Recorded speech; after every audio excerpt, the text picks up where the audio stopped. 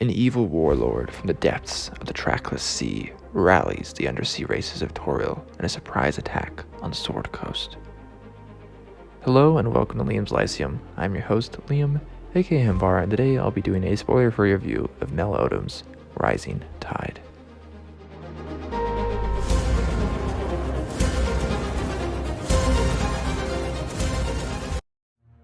Rising Tide is a 1999 novel by Mel Odom and book 1 in the Threat from the Sea trilogy. Our prologue is in the Shining Sea, or the Vimeros Sea, as it is called here. It's the 26th of Elysius, 1354 DR. Of course, this is a Forgotten Realms book, if I have to mention that, I suppose. So, Sahaugen, Laquiel, particularly is our character. This is Sahaugen. She has a surface person skin tone rather than the green or blue. She is called a Malenti. She looks more like a sea elf than a Sahaugen, but apparently is still a Sahaugen.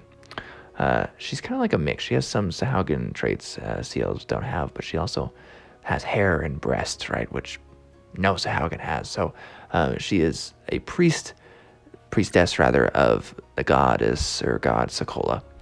We are quickly reminded of her somewhat monstrous nature, even though she looks, well, I guess what you would generally assume is friendly.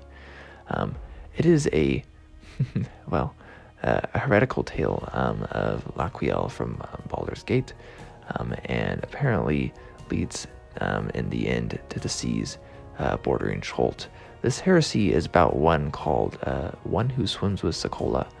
The rest of the story takes place in 1369, though. Starting on the 9th of Myrtle, it involves an ancient power known as Iakovas, which is, you'll discover him in the prologue anyways. We know he is not a god, but we're not really privy to what he is exactly. Our main character, though, besides Laquiel, is Jarek. He is a 19-year-old sailor, a deckhand in Am, it seems like at the beginning, on Finrin's butterfly. He is from Velen and Tether, and has some secret the goodly worshipper of Ilmater thinks is terrible. It's a little silly. I'm not a huge fan of that trope when they're like, oh, I'm so bad, I can't, and then it's not actually that bad. It's one thing when, I get it, actually.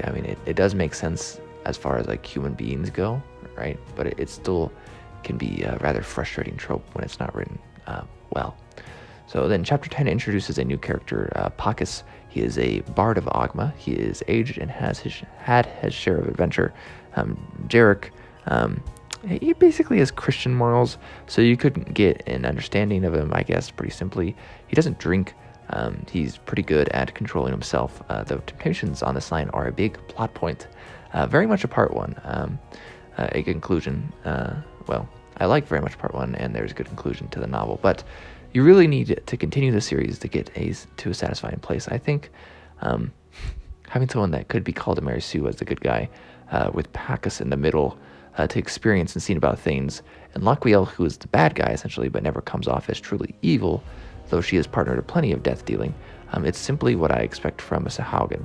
It's not like she's an evil sorceress, all right, just evil, whatever that means, but she's definitely up to no good, essentially, for the whole book. Sahaugen culture is interesting here.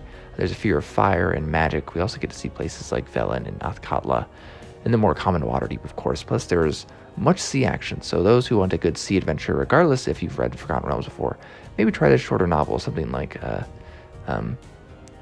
it has new stuff as well, so like something like the god Sokola was new to me.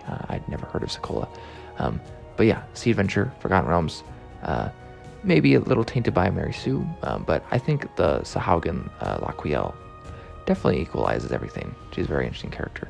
But it's been Liam's Lyceum. I'll catch you next time.